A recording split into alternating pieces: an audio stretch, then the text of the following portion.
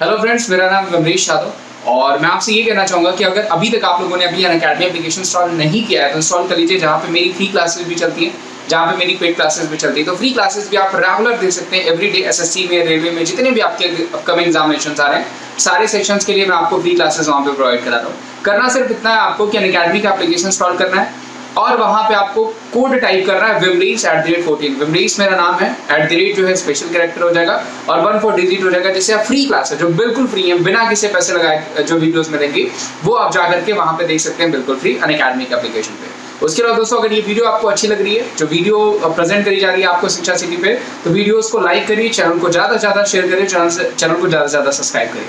चलिए वीडियो देखते हैं। पहला प्रश्न हमारा है, निम्न में से किस मंत्रालय के द्वारा जो है संतुष्ट पोर्टल लॉन्च किया गया। काफ़ी इंपॉर्टेंट प्रश्न है।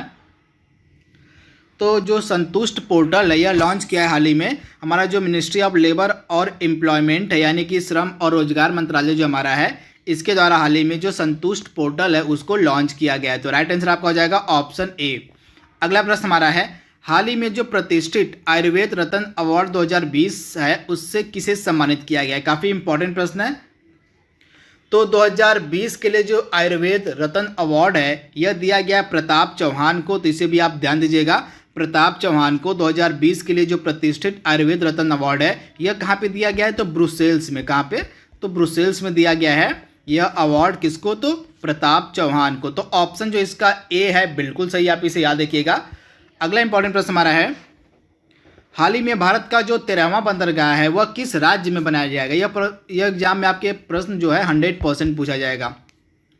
तो भारत का जो 13वां बंदरगाह है यह बनाया जा रहा है महाराष्ट्र में, तथा इस बंदरगाह का नाम है बधावन बंदरगाह। क्या नाम है, तो इस बंदरगाह का नाम है बधावन बंदरगाह, तथा यह बनाया जा रहा है महाराष्ट्र में। इसी तरह से यह भारत का जो 13वां सबसे लेटेस्ट भी बंदरगाह हो गया है, तो आप इसे ध्यान दीजिएगा।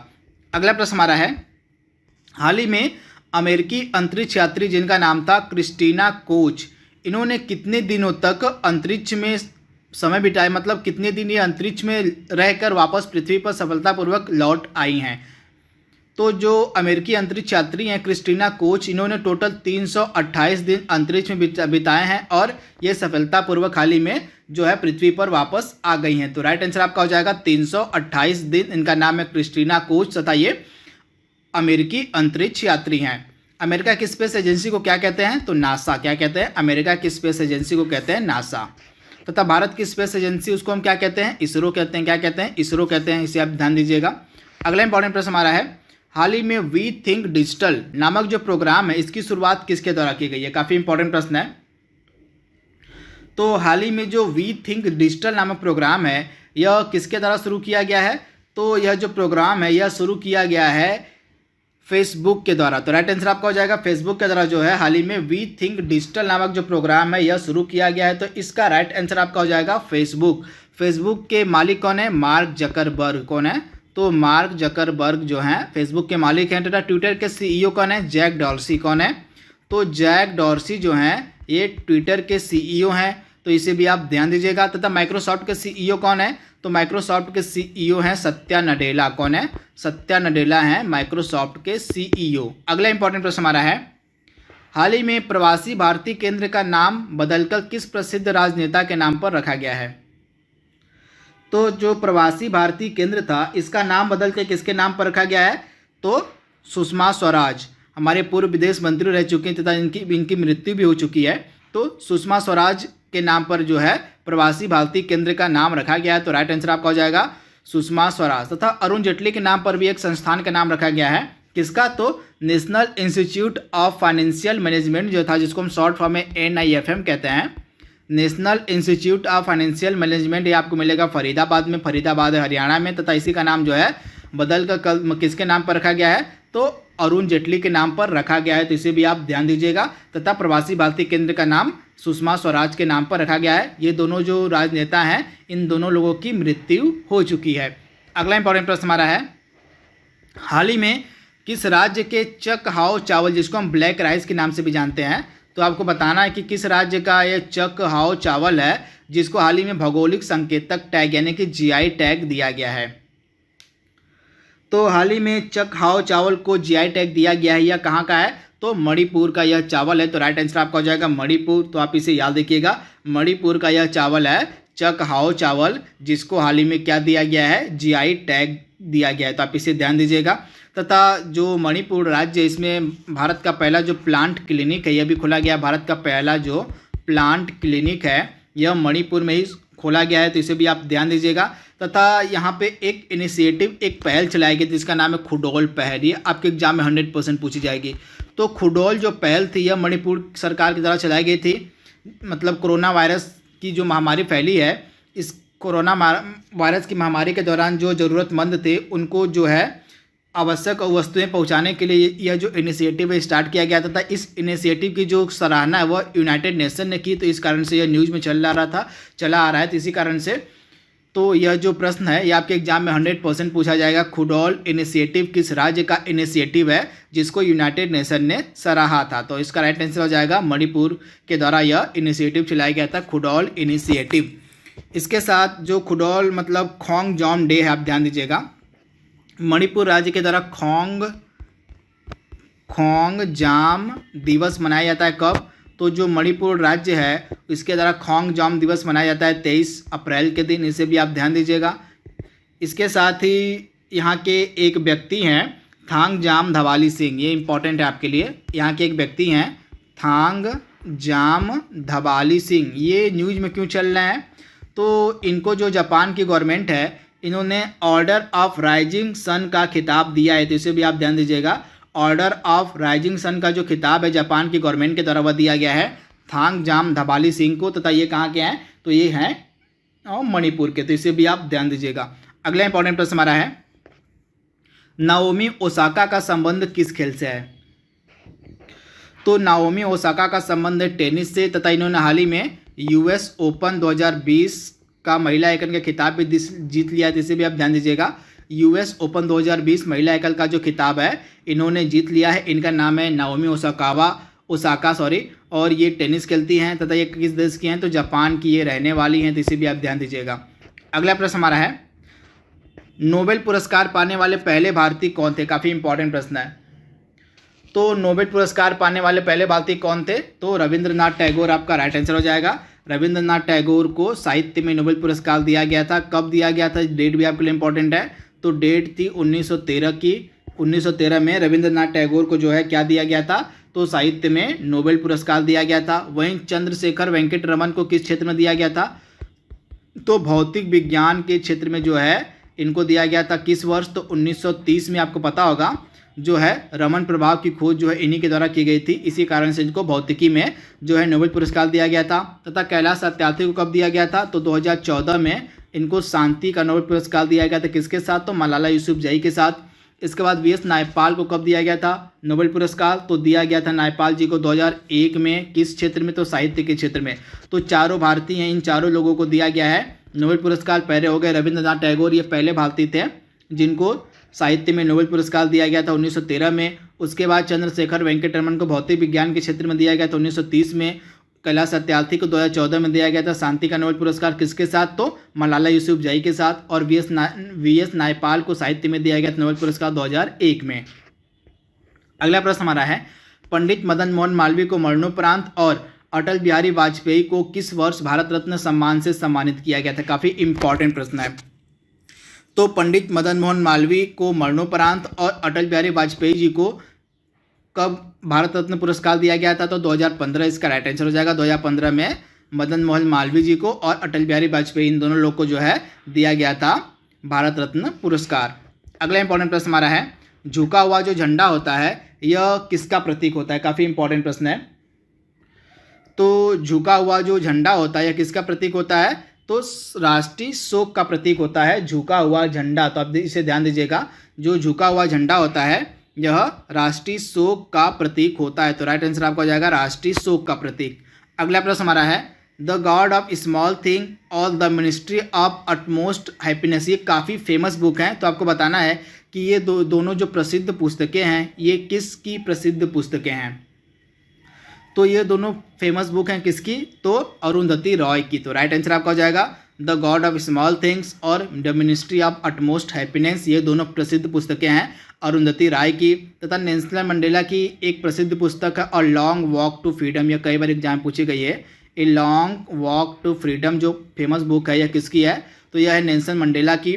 एम एस स्वामीनाथन क्यों फेमस है, तो भारत में हरित क्रांति के जनक माने जाते हैं एम एस स्वामीनाथन। इनकी एक प्रसिद्ध पुस्तक है क्या, तो एम एस स्वामीनाथन की प्रसिद्ध पुस्तक का नाम है to a hunger free world. क्या है, to a hunger free world M S Swaminathan की प्रसिद्ध पुस्तक है। तथा लाल कृष्ण आडवाणी की प्रसिद्ध पुस्तक का क्या नाम है, माई कंट्री माई लाइफ। क्या नाम है, माई कंट्री माई लाइफ जो है इनकी फेमस बुक है लाल कृष्ण आडवाणी की। तो चारों लोगों की फेमस पुस्तकें आपके दिमाग में होनी चाहिए। सबसे पहले मैंने आपको बताया the god of small things और the ministry of utmost happiness, ये फेमस बुक है अरुंधति राय की। और नेल्सन मंडेला की फेमस पुस्तक का नाम है a long walk to freedom. इसे भी आप ध्यान दीजिएगा, a long walk to freedom जो है यह नेल्सन मंडेला की पुस्तक है। और एम एस स्वामीनाथन की पुस्तक का नाम है to a hunger free world. और लाल कृष्ण आडवाणी की पुस्तक का नाम है माई कंट्री माई लाइफ। तो इन्हें भी आपको याद रखना है। अगला प्रश्न हमारा है, निम्न में से किसे उत्तर भारत का मैनचेस्टर कहा जाता है। काफ़ी इंपॉर्टेंट प्रश्न है। तो उत्तर भारत का मैनचेस्टर कहा जाता है कानपुर को, और पूरे भारत का मैनचेस्टर कहा जाता है अहमदाबाद को। तो दोनों आपको याद रखना है। अगर पूरे भारत का मैनचेस्टर पूछे तो आपका आंसर हो जाएगा अहमदाबाद, और केवल उत्तर भारत का मैनचेस्टर पूछे तो आपका आंसर हो जाएगा कानपुर। और गोल्डन सिटी को किस नाम से हम जानते हैं, और सॉरी अमृतसर को हम गोल्डन सिटी के नाम से जानते हैं। मैंने आंसर बता दिया आपको।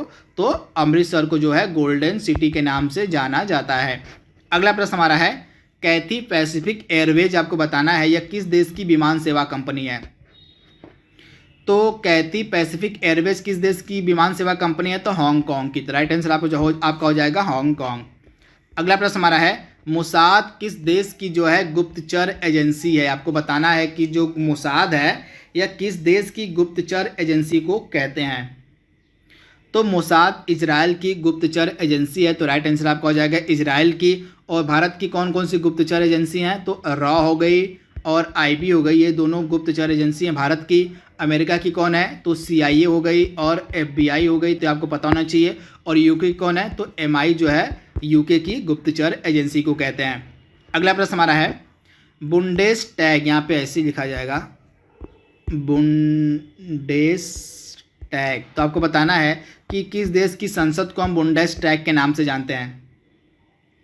तो जर्मनी की संसद को हम बुंडेस टैग के नाम से जानते हैं। ब्रिटेन की संसद को हम संसद कहते हैं।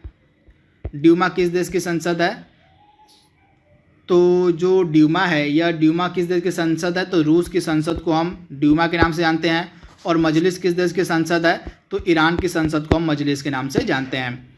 अगला प्रश्न हमारा है, उत्तर कोरिया और दक्षिण कोरिया की कौन सी, मतलब उत्तर कोरिया और दक्षिण कोरिया को कौन सी अंतर्राष्ट्रीय सीमा अलग करती है। काफ़ी इंपॉर्टेंट प्रश्न है। तो उत्तर कोरिया और दक्षिण कोरिया को अलग करने वाली अंतर्राष्ट्रीय सीमा को हम कहते हैं 38वीं समानांतर रेखा, यानी ऑप्शन सी इसका बिल्कुल सही है। 38वीं जो समानांतर रेखा है यह उत्तर कोरिया को दक्षिण कोरिया से अलग करती है। वही मैगीनाट रेखा जो किसको अलग करती है, तो जो मैगीनाट रेखा यह जर्मनी को फ्रांस से अलग करती है। किसको, तो जर्मनी को फ्रांस से अलग करती है मैगीनाट रेखा। वही 49वीं समानांतर रेखा किसको अलग करती है, तो 49वीं जो समानांतर रेखा है यह अमेरिका और कनाडा को अलग करती है। तो तीनों आपको पता होना चाहिए। जो मैगीनाट है यह जर्मनी को फ्रांस से अलग करती है। जो 49वीं समानांतर रेखा यह अमेरिका को कनाडा से अलग करती है। और जो 38वीं समानांतर रेखा है यह उत्तर कोरिया को दक्षिण कोरिया से अलग करती है। अगला प्रश्न हमारा है, रॉयटर्स किस देश की समाचार एजेंसी है। तो रॉयटर्स किस देश की समाचार एजेंसी है, तो ब्रिटेन की जो समाचार एजेंसी है उसको हम रॉयटर्स कहते हैं। तो आप इसे ध्यान दीजिएगा, रॉयटर्स जो है यह समाचार एजेंसी कहाँ मिलेगी आपको, तो मिलेगी ब्रिटेन में। तथा चीन की समाचार एजेंसी दो न्यूज़ में चल रही, पहली तो हो गई सिन्हुआ हो गई और दूसरी हो गई आपकी ग्लोबल टाइम्स। ये दोनों काफ़ी न्यूज़ में चल रहे हैं, तो आपको याद रखना है ग्लोबल टाइम्स और जो सिन्हुआ है ये दोनों समाचार एजेंसी कहाँ की हैं, तो चीन की हैं। अगला इंपॉर्टेंट प्रश्न हमारा है, सुपर मॉम के नाम से निम्नलिखित में से कौन प्रसिद्ध है। तो सुपर मॉम के नाम से कौन प्रसिद्ध है, तो मैरी कॉम को हम कहते हैं सुपर मॉम। और पीटी उषा को कहते हैं हम उड़न परी। क्या कहते हैं? पीटी उषा को कहा जाता है उड़न परी और सुपर मॉम कहा जाता है मैरी कॉम को। अगला प्रश्न हमारा है federation of international D basketball का आपको बताना है हेडक्वार्टर। यह जो है आपको बताना है कि बास्केटबॉल की जो उच्च गवर्निंग संस्था होती है जिसको हम फीबा के नाम से जानते हैं, इसका मुख्यालय आपको बताना है फीबा का मुख्यालय किस जगह पे है। तो आपको फीबा का मुख्यालय कहाँ मिलेगा? तो फीबा का आपको मुख्यालय मिलेगा मीस शहर में। मीस शहर है स्विट्जरलैंड में, तो राइट आंसर आपको हो जाएगा मीस में जो है आपको फीबा यानी कि federation of international basketball association या बास्केटबॉल की सबसे उच्च गवर्निंग संस्था है फीबा। इसका हेडक्वार्टर आपको मिलेगा कहाँ पे? तो मीस शहर है स्विट्जरलैंड में, यहीं पे। वहीं कुआलालंपुर में किसका हेडक्वार्टर है? तो आपको मिलेगा बैडमिंटन की जो उच्च संस्था होती है इंटरनेशनल बैडमिंटन फेडरेशन। आप याद देखिएगा BWF जो है आपको याद रखना है, BWF जो है बैडमिंटन वर्ल्ड फेडरेशन जो है इसका हेडक्वार्टर आपको मिलेगा मलेशिया के कुआलालंपुर में। और लुसाने में किसका हेडक्वार्टर है? तो ये इंपॉर्टेंट आपके लिए। तो लुसाने में आपको हेडक्वार्टर किसका मिलेगा? तो लुसाने में किसका हेडक्वार्टर है? थोड़ा सा मुझे कन्फ्यूजन है, आपको अगर पता होगा तो आप बताइएगा कि जो लुसाने शहर है स्विट्जरलैंड का, इस यहाँ पे किसका हेडक्वार्टर है। वहीं अगर हम लंदन की बात करें, लंदन में किसका हेडक्वार्टर है? तो लंदन में आपको हेडक्वार्टर मिलेगा लॉन टेनिस का। लॉन टेनिस जो संस्था इंटरनेशनल टेनिस फेडरेशन जिसको हम कहते हैं ITF, इसको शॉर्ट फॉर्म में कहते हैं। तो ITF जो है, ITF में आपको ITF कहने की इंटरनेशनल टेनिस फेडरेशन का हेडक्वार्टर आपको मिलेगा लंदन शहर में। तो आपको तीनों मैंने आपको बताया, मिस शहर स्विट्जरलैंड में आपको मिलेगा फीबा का हेडक्वार्टर, कुआलालंपुर मलेशिया में आपको मिलेगा बैडमिंटन की जो उच्च गवर्निंग संस्था BWF को हम कहते हैं क्या? Badminton world federation. इसका हेडक्वार्टर आपको मिलेगा कुआलालंपुर में। लंदन में आपको हेडक्वार्टर मिलेगा इंटरनेशनल टेनिस फेडरेशन का। बस आपको बताना कि लुसाने जो शहर है स्विट्जरलैंड का, यहाँ पे किसका हेडक्वार्टर है। अगला इंपॉर्टेंट प्रश्न हमारा है भारतीय विज्ञान संस्थान किस जगह स्थित है? काफ़ी इंपॉर्टेंट प्रश्न है। तो यहाँ पे IISc की बात हो रही है, तो IISc कहाँ पे है? तो यह आपको बेंगलुरु में मिलेगा। तो राइट आंसर आपको हो जाएगा बेंगलुरु। अगला इंपॉर्टेंट प्रश्न हमारा है निम्नलिखित में से किस वंश ने द्रविड़ वास्तुकला के विकास में पर्याप्त योगदान दिया है? तो इसमें से किसके द्वारा जो है पर्याप्त योगदान दिया गया है? तो जो तीनों हैं, होयसल हो गया, चोल हो गया और चालुक्य, इन तीनों ने जो है द्रविड़ वास्तुकला के विकास में पर्याप्त अपना योगदान दिया है। तो राइट आंसर आपका हो जाएगा उपयुक्त सभी। अगला प्रश्न हमारा है महाराणा प्रताप के घोड़े का क्या नाम था? काफ़ी इंपॉर्टेंट प्रश्न है। तो महाराणा प्रताप के घोड़े का क्या नाम था? तो चेतक, यानी ऑप्शन बी इसका बिल्कुल सही है, चेतक। अगला इंपॉर्टेंट प्रश्न हमारा है जो विश्व क्षय रोग दिवस है यह कब मनाया जाता है?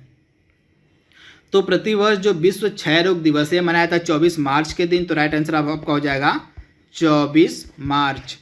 अगला इंपॉर्टेंट प्रश्न हमारा है जो पहला अंतर्राष्ट्रीय क्रिकेट मैच था यह किन दो देशों की टीमों के मध्य खेला गया था? काफ़ी इंपॉर्टेंट प्रश्न है।